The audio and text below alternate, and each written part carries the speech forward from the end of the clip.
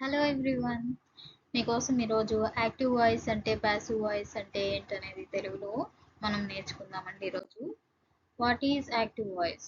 Active voice అంటే ఏంటి? Subject గురించి మాట్లాడేటప్పుడు దాన్ని యాక్టివ్ వాయిస్ అంటారు. సబ్జెక్ట్ అంటే కర్త, ప్రధాన పాత్రలో ఉండేటువంటి వాళ్ళ గురించి మాట్లాడేటప్పుడు యాక్టివ్ వాయిస్ అంటారు. So Ravi eats an Apple. Ravi అనేవారు యాపిల్ తింటారు. సో ఇక్కడ రవి అనేది సబ్జెక్ట్ అండి. సో అప్పుడు ఇట్స్ యాక్టివ్ వాయిస్.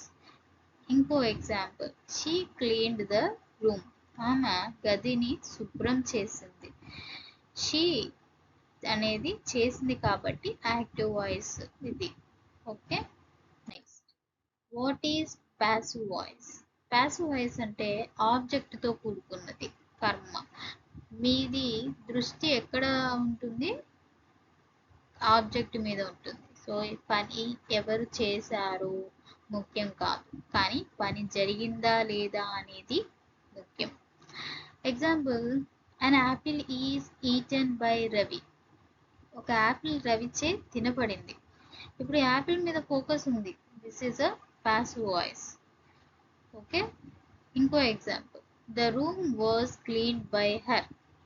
ఆమె గదిని శుభ్రం చేయబడింది. ఆమె గదిని శుభ్రం చేసింది కదా. సో ఇక్కడ దీన్ని ప్యాసివ్ వాయిస్ కింద తీసుకుంటాము. స్ట్రక్చర్ క్లియర్గా ఏంటంటే, యాక్టివ్ వాయిస్లో సబ్జెక్టు, వెర్బ్, ఆబ్జెక్ట్ ఉంటుంది.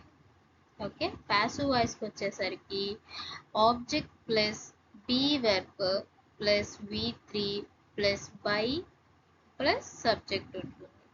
A letter was return by Ravi. ఎప్పుడైతే V3 ఫామ్ ఉంటుందో అప్పుడు దాన్ని పాసివ్ వాయిస్ కింద తీసుకోవాలి. ఇది structure. Quick repack.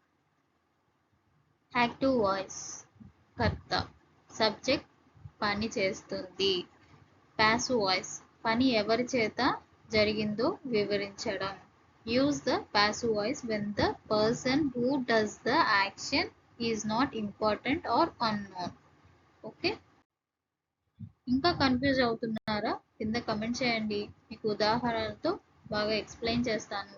Don't forget to like and subscribe for more Telugu English grammar tips. Thank you so much.